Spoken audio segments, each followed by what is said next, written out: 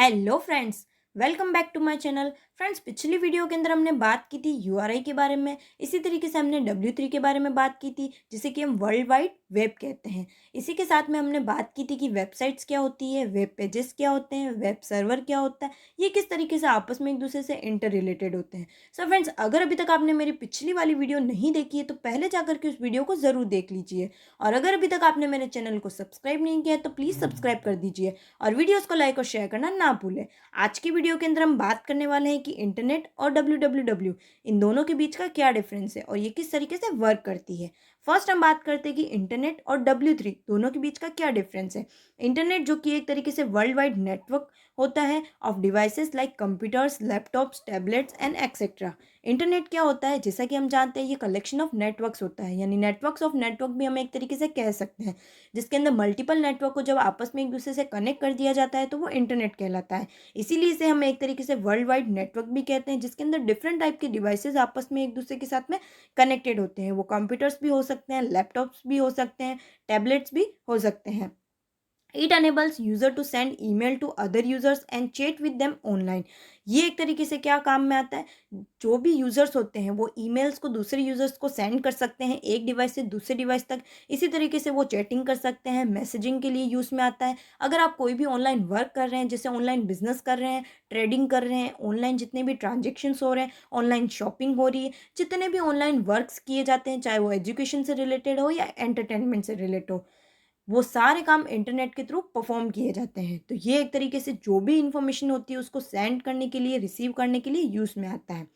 लेकिन अब बात आती है हमारे पास में कि W3 क्या होता है। W3 वर्ल्ड वाइड वेब होती है। When you have opened a website like google.com for information using the world wide web, a network of servers over the internet.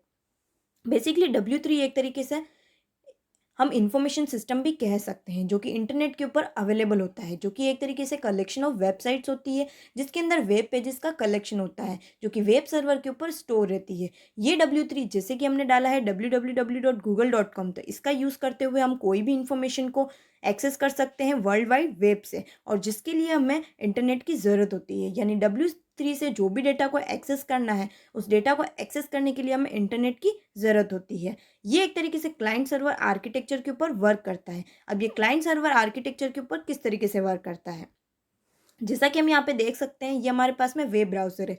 कोई भी ब्राउज़र होता है आपके पास में, चाहे वो क्रोम हो गया या इंटरनेट एक्सप्लोरर है या फिर कोई भी सफारी, दूसरा कोई भी ब्राउज़र है आपके पास में। वहाँ से आप क्या करते हो, उसके एड्रेस बार के अंदर कोई भी वेबसाइट्स के लिए सर्च करते हो। जैसे मान लेते हैं आपने www.google.com सर्च किया और वहाँ पे जाकर के आप कोई भी इन्फॉर्मेशन डालते हो, जैसे व्हाट इज़ कंप्यूटर, तो यहाँ से सबसे पहले रिक्वेस्ट जो होती है वो एचटीटीपी प्रोटोकॉल का यूज़ करते हुए उस वेब सर्वर के ऊपर जाती है।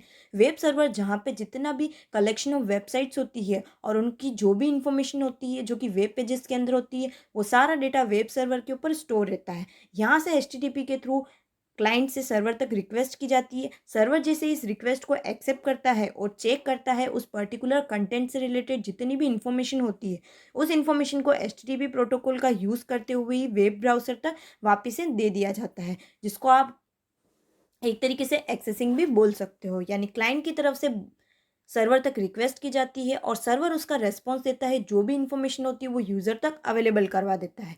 Web browser request the web server and web server serves the web pages. जो भी वेब पेजेस के लिए रिक्वेस्ट की गई है वो वेब सर्वर अवेलेबल करवा देता है। इसी तरीके से इस डायग्राम के अंदर आप देख सकते हैं कि मल्टीपल हमारे पास में क्लाइंट्स है।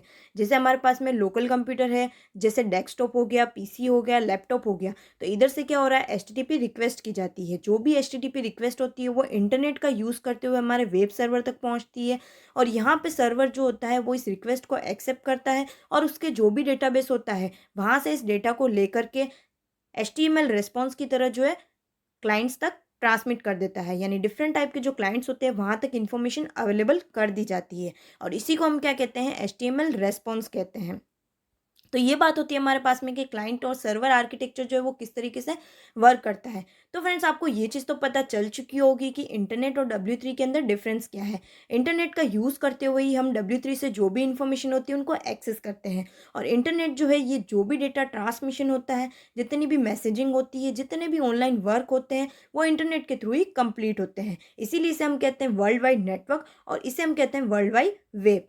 जिसके अंदर कलेक्शन ऑफ वेबसाइट्स होती है जो इंटरनेट के थ्रू डेटा को अवेलेबल करवाती है। सो फ्रेंड्स, आज के लिए यहीं तक। अगर अभी तक आपने मेरे चैनल को सब्सक्राइब नहीं किया है तो प्लीज़ सब्सक्राइब कर दीजिए और वीडियोज़ को लाइक और शेयर करना ना भूलें। Thank you.